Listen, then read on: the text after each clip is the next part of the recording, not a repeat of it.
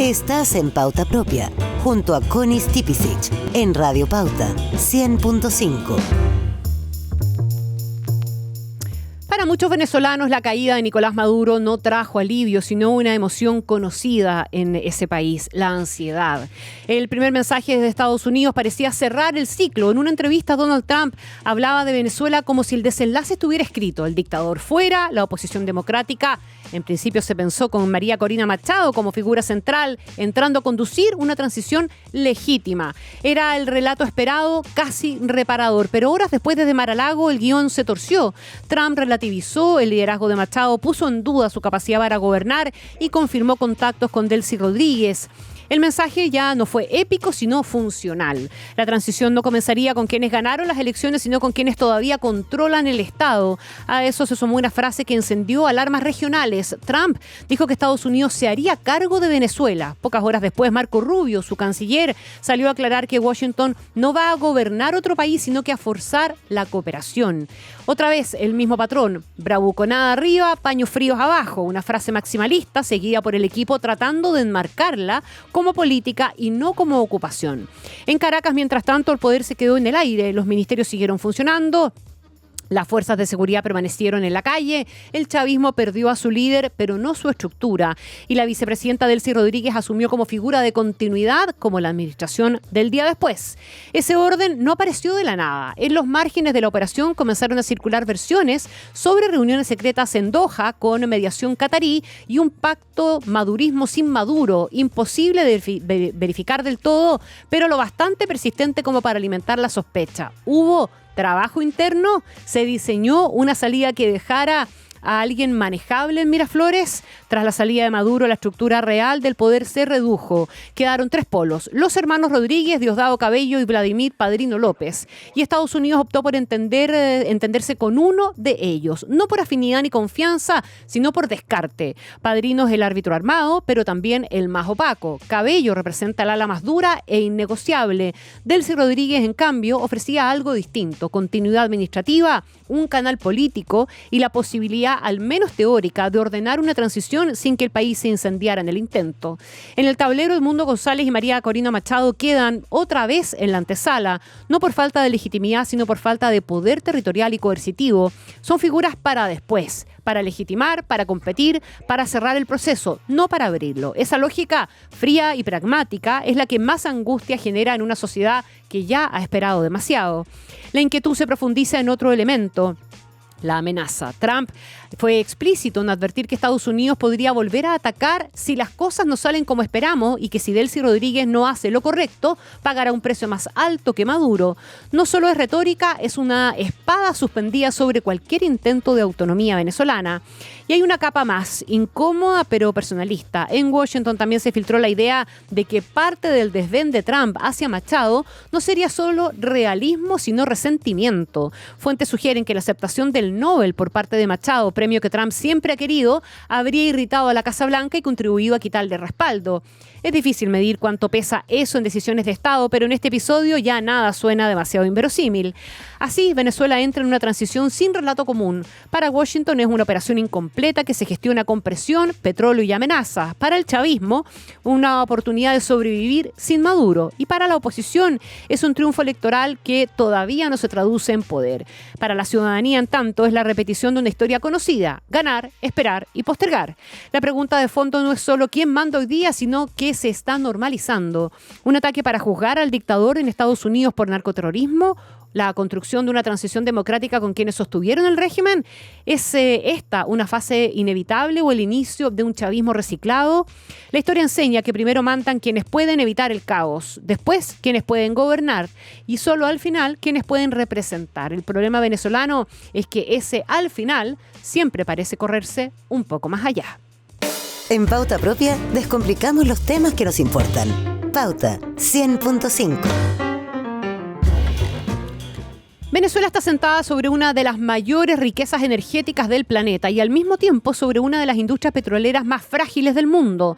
Con más de 300.000 millones de barriles en reservas probadas, el país concentra cerca del 17% del petróleo global, por delante incluso de Arabia Saudita. En el papel es una potencia energética, en la práctica produce apenas alrededor de 1 millón de barriles diarios, una fracción de su potencial. La clave de esta paradoja está en el tipo de petróleo. Cerca del 80% de las reservas venezolanas se concentran en la franja petrolífera del Orinoco, donde el crudo es extra pesado, espeso, denso, con bajo grado API, que es el que mide qué tan liviano o pesado es un petróleo. No fluye bien, no se transporta fácilmente y no sirve tal como sale del pozo. Para exportarlo necesita ser mezclado con diluyentes o pasar por plantas de mejoramiento, las llamados upgraders, que lo convierten en un crudo sintético más liviano. Todo eso es caro, intensivo en energía y tecnológicamente exigente. Durante buena parte del siglo XX esa complejidad fue manejable porque Estados Unidos tenía dos aliados estructurales, capital extranjero y Estados Unidos como mercado natural. Las grandes petroleras estadounidenses ayudaron a desarrollar campos, refinerías y puertos, y el crudo pesado venezolano encajaba bien con las refinerías del Golfo de México diseñadas para procesarlo. Esa relación fue el pilar del auge petrolero venezolano y de un Estado que aprendió a financiarse casi exclusivamente desde el subsuelo. El quiebre llegó en los últimos 30 años. Tras la nacionalización de los 70 y la apertura parcial de los 90, el giro del chavismo a comienzos de los 2000 volvió a cambiar las reglas del juego. Expropiaciones, renegociaciones forzadas y un mayor control político sobre PDVSA, la petrolera estatal, alteraron de manera abrupta la relación con las petroleras extranjeras, especialmente las estadounidenses. Muchas de esas expropiaciones se hicieron sin compensaciones adecuadas y derivaron en una larga cadena de arbitrajes internacionales que hoy mantienen a Venezuela enfrentada a demandas millonarias. Solo en el caso de empresas estadounidenses los fallos pendientes superan los 20.000 millones de dólares, una mochila legal y financiera que sigue pesando sobre cualquier intento serio de reactivación. Ese proceso no solo alejó inversión y know-how justo cuando el petróleo extra pesado más los necesitaba, también aceleró la politización de la gestión. Sin mantenimiento ni capital, los upgraders se deterioraron, los campos declinaron y la producción cayó. El madurismo heredó así una industria dañada, endeudada y luego asfixiada por sanciones, obligada a operar cada vez más en el margen del sistema formal.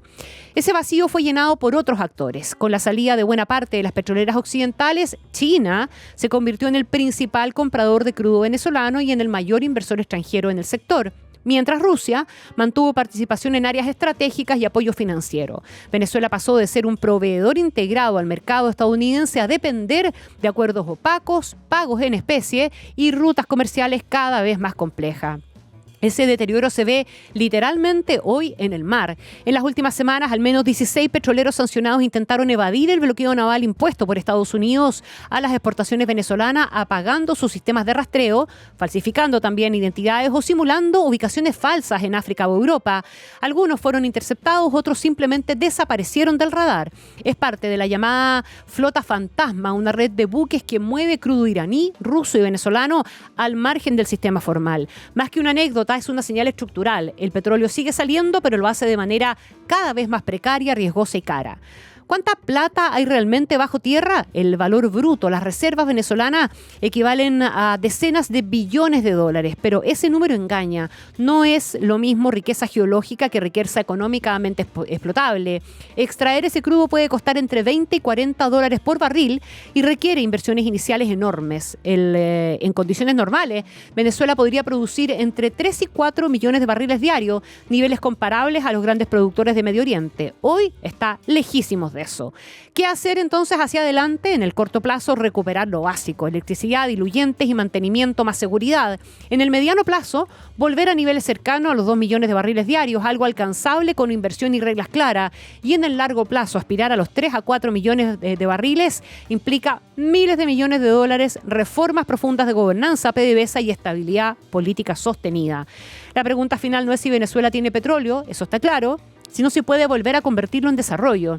El mismo crudo difícil que explica su enorme potencial fue también una de las razones de su caída. Recuperarlo exige algo que ha faltado por años: paciencia, reglas estables y una industria tratada como industria y no como botín. Seguimos en Pauta Propia, con los datos y el contexto de los temas que nos importan. Pauta 100.5. Durante años, Cilia Flores fue una figura conocida casi exclusivamente dentro de Venezuela. Afuera, su nombre aparecía poco y mal, como nota al pie del chavismo, como la esposa de. Pero en el corazón del poder bolivariano, la historia siempre fue otra. Para aliados y detractores, Flores fue y sigue siendo una de las arquitectas silenciosas del régimen. La mujer que operó cuando otros hablaban. Abogada de formación, Flores llega temprano al chavismo, tras el fallido golpe del año 92. Se movió en los círculos legales y políticos que rodeaban a Hugo Chávez, ganó confianza y capital interno y se consolidó con la llegada al poder en 1999. No tardó nada en escalar, diputada desde el 2000, presidenta de la Asamblea Nacional en el 2006, primera mujer en ocupar ese cargo. Para cuando el proyecto bolivariano se volvió Estado, Cilia Flores ya estaba instalada en el centro del tablero. Es en ese tránsito donde apareció Nicolás Maduro, dirigente sindical, cuadro disciplinado, figura sin carisma propio, pero con lealtad probadísima. No hay una prueba documental que permita afirmar que Flores presentó formalmente a Maduro a Chávez, pero dentro del chavismo la versión es persistente. Ella fue puente, aval y sostén.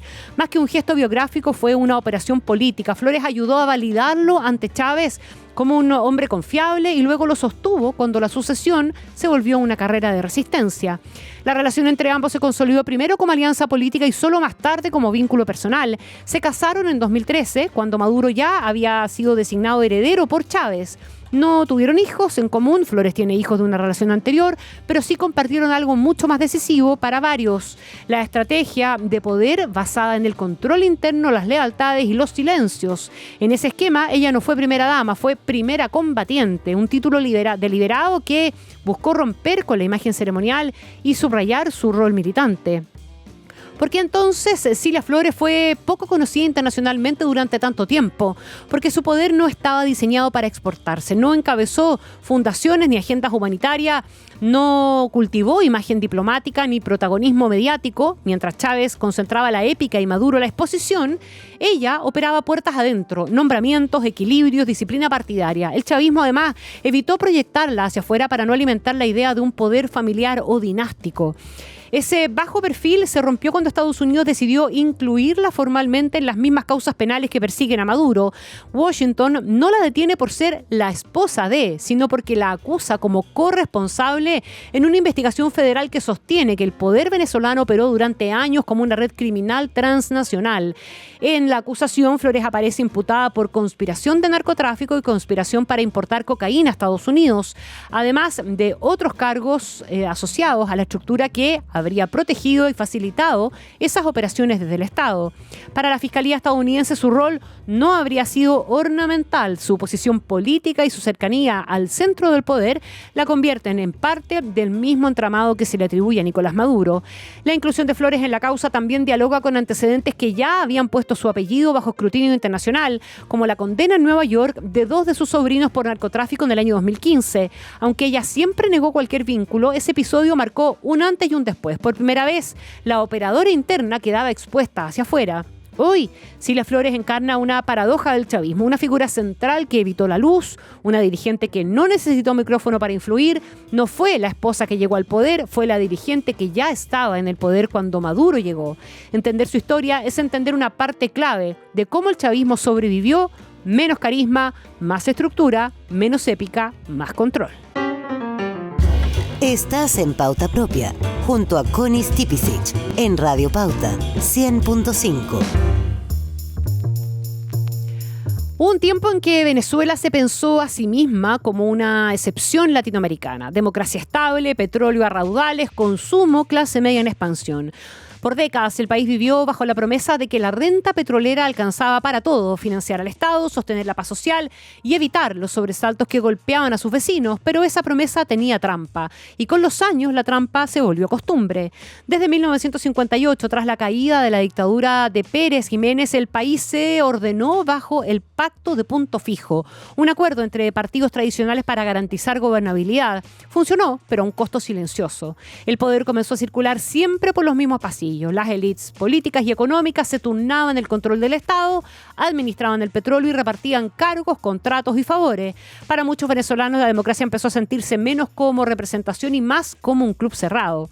El petróleo lo cubría todo. En los años 70, con la nacionalización y el boom del crudo, Venezuela vivió una ilusión de riqueza infinita. El Estado gastaba, importaba, subsidiaba, pero cuando los precios bajaban, la fiesta se financiaba con deuda y con parche. En 1983 llegó el golpe simbólico, el Viernes Negro, la gran devaluación que quebró la idea de la prosperidad permanente. Desde ahí, nada volvió a ser igual. La moneda perdió valor, la inflación se instaló y la confianza comenzó a erosionarse. La corrupción dejó de ser un rumor y se volvió sistema. El caso Recadi, creado para administrar dólares preferenciales, terminó asociado a fraudes masivos y enriquecimiento de redes cercanas al poder. Miles de millones de dólares se fumaron mientras el ciudadano común hacía filas y ajustaba su vida. En paralelo, el Estado rescataba bancos privados de la crisis financiera de los 90, traspasando pérdidas gigantescas a la sociedad. El mensaje era claro: cuando los de arriba fallaban, los de abajo pagaban. El quiebre social llegó en 1989 con el Caracazo. Una alza en los precios y un ajuste económico encendieron protestas, saqueos y una represión brutal, cuyo número exacto de muertos aún divide a la historia oficial.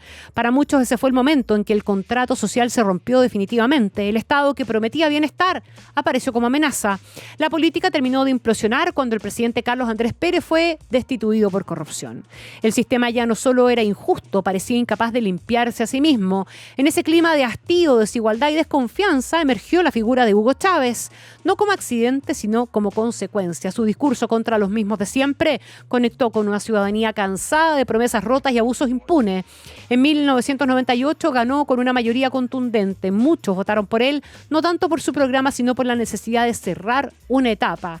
Lo que vino después, la revolución bolivariana, el poder concentrado, la deriva autoritaria que hoy encarnaba, o hasta ahora encarnaba Nicolás Maduro, no se explica sin ese pasado. Venezuela no cayó en el chavismo desde la nada, llegó empujada por años de corrupción, desigualdad y una democracia que, al olvidarse de rendir cuentas, terminó cavando su propia tumba.